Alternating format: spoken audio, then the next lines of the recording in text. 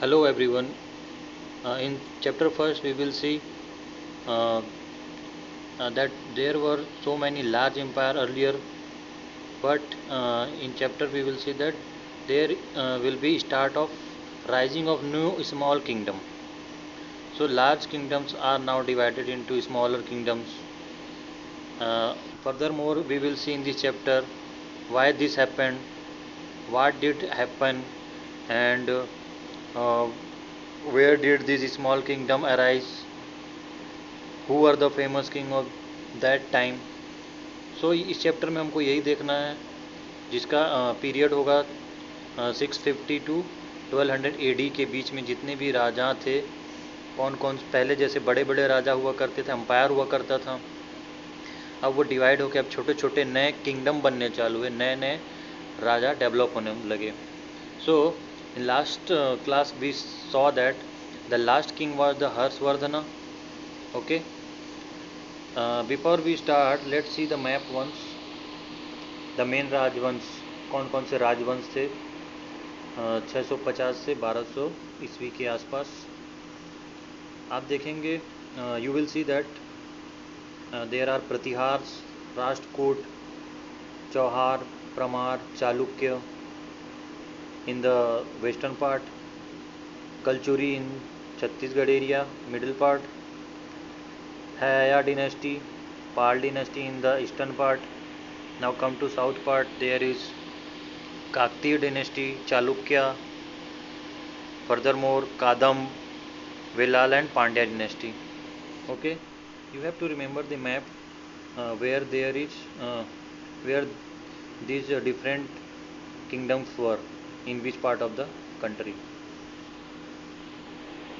So how new kings and dynasty were formed. ये dynasty हम किसको बोल रहे हैं, जो किंग के जो डिसिडेंट होंगे, एक किंग के बाद जो उनका पुत्र बनेगा राजा, उनको डिसिडेंट बोलते जाएंगे. उसका पुत्र जो आगे ये डिनेस्टी चले जाती है, इसी को हम डिनेस्टी कहते हैं. डिसिडेंट को ही हम डिनेस्टी कहते हैं. तो पहले तो हमको ये जानना होगा कि हमको ये पता कैसे चला, how do we know that there were so many kings and their dynasty were there. So ये जानने के लिए जो हिस्टोरियंस होते हैं या फिर जो आर्कियोलॉजिस्ट होते हैं, उनको कैसे पता चला, they found it in the form of inscription. उन्होंने इसको इंस्क्रिप्शन के फॉर्म में पाया. कहाँ इंस्क्रिप्शन मतलब वो कहीं लिखा हुआ होता था, या तो लैंग्वेज में या फिर सिंबल के फॉर्म में या डायग्राम के फॉर्म में. किसी चीज़ को जब हम डिस्क्राइब करते हैं तो उसी को हम कहते हैं इंस्क्रिप्शन. तो ये जो इंस्क्रिप्शन होते थे, कहाँ बनाया जाता था इनको, where they made this, they made it on the rock surface or the copper plates. हमने देख चुका है कि पहले सारे काम रॉक से हुआ करते थे, उसके बाद कॉपर का डिस्कवरी हुआ, फिर कॉपर यूज करना चालू किया फिर उन्होंने, फिर उसके बाद कॉपर के साथ जिंक मिला के ब्रॉन्ज का यूज करना चालू किया. तो हम देखते हैं कि रॉक वाले जितने भी सरफेस हुआ करते थे या फिर कॉपर के प्लेट्स पे इनको पूरा डिस्क्राइब किया जाता था. ठीक है, हमने देखा अशोका पिलर जो कि रॉक का था, वो भी उसमें भी पूरा लिखा हुआ है इंस्क्रिप्शन, उसके बारे में डिस्क्राइब किया हुआ है. ओके, तो इन इंस्क्रिप्शन से ही हमको किसी भी डिनेस्टी के बारे में पता चलता है. ठीक है,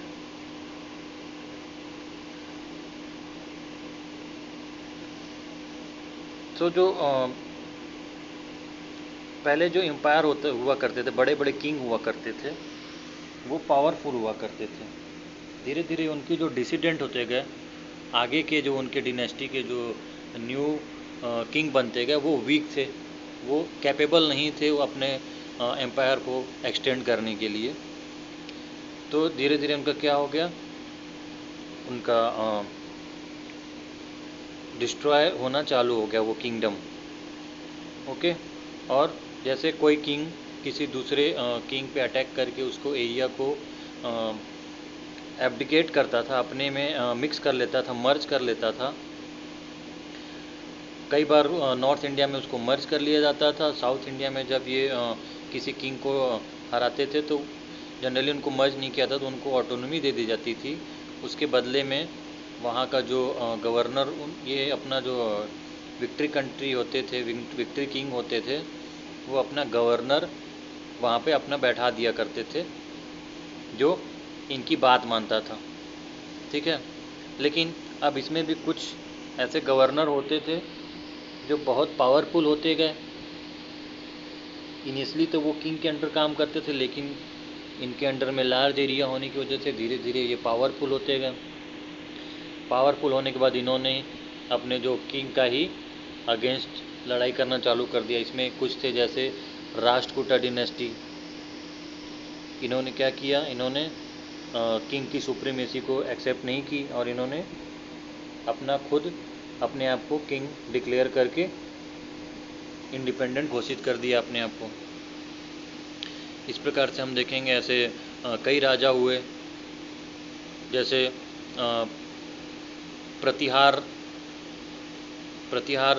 जो किंग हुआ करते थे प्रतिहार के, उन्होंने भी अपना शासन इसी तरह चलाया। छत्तीसगढ़ की बात करें तो जो कलचुरी डिनेस्टी थी, जो पहली डिनेस्टी थी,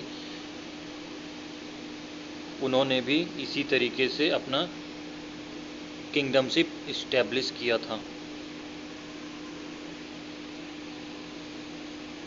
अनदर मेथड क्या था किंग बनने का, जैसे कोई बिग लैंड ओनर है, वो बहुत बड़ा अपने ज़मीन पर क्या करता था, वेल को डग करवाता था, पॉन्ड्स बनवाता था, बाउडीज बनवाता था। ठीक है। और वो उतना रिच होता था कि जो आसपास के जो भी पीजेंट्स होते थे, अपनी किसी भी प्रकार की हेल्प के लिए किंग उसके पास जाते थे, तो वो उनकी हेल्प करता था। ओके। और in return what peasants do for him, they obey the instruction of that landowners. So in this manner the landowner became the powerful. They invited the brahmans from different part, merchants from different part, and make a fake dynasty, fake dissident, अपने fake dissident ब्राह्मणों की मदद से बनवाते थे। कि जैसे for example कि ब्राह्मण क्या करते थे, उनको बताते थे जैसे वो किसी सन के डिसिडेंट हैं या मून के डिसिडेंट हैं, मून के मतलब उनके जो एंसिस्टर थे वो सन के डिनेस्टी, सन के डिसिडेंट हैं। ठीक है। इसी प्रकार किसी बड़े ऋषि का नाम बता दिया जाता था कि ताकि इससे राजाओं की सुप्रीमेसी बनी रहे। Now see the role of Brahmin and Bhat. ब्राह्मण का क्या रोल होता था। ब्राह्मण ही उस समय बहुत ज़्यादा वाइज पर्सन माने जाते थे, क्योंकि उन्हीं को ज़्यादा पढ़ना लिखना आता था। ठीक है। उनके पास विजडम नॉलेज हुआ करता था, तो वो उसका फुल बेनिफिट उठाते थे। कोई भी किंग बनने के लिए उसके पास एक ब्राह्मण वो ज़रूर रखता था अपने पास। जो ब्राह्मण क्या काम करता था, ब्राह्मण किंग का पूरा डिनेस्टी बनाता था, उनका लिखा पढ़ी ब्राह्मण ही करता था। वही इंस्ट्रक्शन देता था, when to do war, when to avoid war, when to do yajnas, यज्ञ कब करना है, कौन सा यज्ञ करना है, डिफरेंट टाइप इंस्ट्रक्शन देता था। बदले में किंग उनको क्या देता था, उनको बहुत बड़ा लैंड का एरिया दे दिया जहाँ से वो रिवेन्यू कलेक्ट कर सकते हैं। ठीक है। और ब्राह्मण इन राजाओं का पूरा इंस्क्रिप्शन में लिखते थे, इनके बारे में पूरा डिटेल लिखते थे और इनको सुप्रीम बताते थे बदले में। ठीक है। ये था ब्राह्मण करो। भाट कौन होते थे। भाट कोर्ट पोएट होते थे। राजा जो होते थे वो अपने दरबार में पोएट्स रखते थे, जो उनके लिए उनके ऊपर गाना बनाता था, जिसमें उनका प्रेज किया जाता था, प्रशंसा किया जाता था। ठीक है। उनको हम क्या कहते हैं, भाट्स कहते थे। ठीक है। वो वहाँ के लोकल लैंग्वेज में किंग का हमेशा प्रेज करता था, तारीफ़ करता था, किंग को खुश करने की कोशिश करता था। ठीक है। छत्तीसगढ़ की अगर बात करें, in Chhattisgarh there is a form of Charan poets. One such poet was Dalram Rao, who live in the court of Raja Lakshmi Nidhi of Khairagarh. Khairagarh में जो एक राजा लक्ष्मी निधि हुआ करते थे, उनके दरबार में एक कोर्ट पोएट हुआ करते थे जिनका नाम था Dalram Rao. He was the first person who use Chhattisgarh in one of his poem of praise the kingdom. तो वही पहले इंसान थे जिन्होंने छत्तीसगढ़ वर्ड का यूज किया था अपने पोयम में। आगे देखते हैं monarchs and feudal Kings. Monarch की जब बात करते हैं, मोनार्क मतलब यहाँ पे किंग का रूल हो, ठीक है। क्या अभी हमारे कंट्री में प्रेजेंटली क्या हमारे यहाँ मोनार्की सिस्टम है? क्या किंग का रूल चलता है? नहीं, हमारे यहाँ किंग का रूल नहीं चलता है, लेकिन पहले किंग का ही रूल चलता था। बड़े बड़े एम्पायर हुआ करते थे, किंगडम हुआ करते थे, ठीक है। तो हमको देखना है कि पहले बड़े एम्पायर होते थे, अब हम देख रहे हैं कि छोटे छोटे किंगडम बनना चालू हो चुके थे। तो छोटे छोटे किंगडम जो बन रहे थे, अब वो क्या करेंगे? What they do, they try to expand their territory. वो अपने टेरिटरी को एक्सपांड करने की कोशिश करेंगे, बढ़ाने की कोशिश करेंगे। For this they do war with the another kingdom. एक दूसरे से लड़ा करते थे, अदर राजा से लड़ा करते थे, ताकि उनका टेरिटरी बढ़े, ज़मीन की जो एरिया है बढ़े, उनका शासन बढ़े, लोग ज़्यादा लोग उनकी रिस्पेक्ट करें, उनकी बात माने, ज़्यादा किंगडम उसके अंडर में आ जाए, ज़्यादा रिवेन्यू वो पा सकें, ठीक है।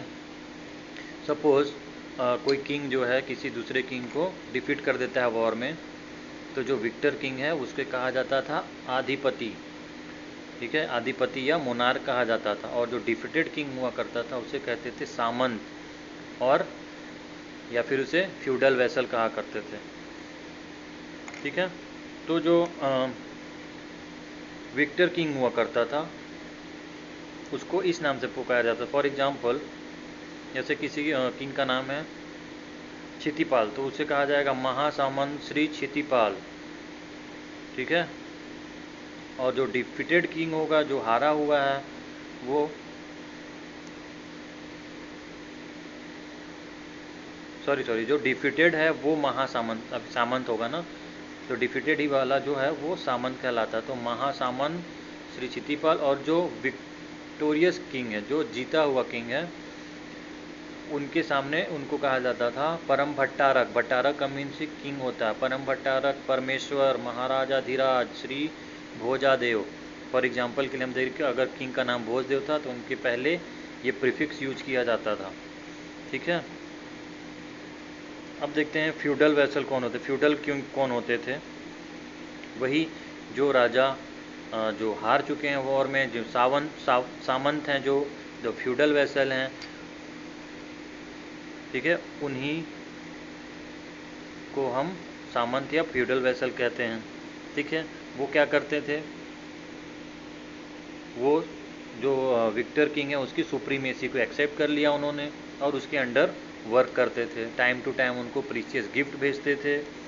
किस लिए भेजते थे? अपनी लॉयल्टी और ग्रेटिट्यूड शो करने के लिए, हम अभी भी आपके लॉयल हैं, मतलब हम आपसे वॉर नहीं करेंगे, हम आपके अभी भी अंडर में ही हैं, ठीक है। और क्या हेल्प मिलता था? जब भी जो किंग है, जो विक्टर किंग है, कभी किसी का वॉर होता था किसी के साथ, तो ये जो फ्यूडल वेसल होते थे या सामंत जो होते थे, वो अपनी आर्मी के साथ उनको हेल्प करते थे।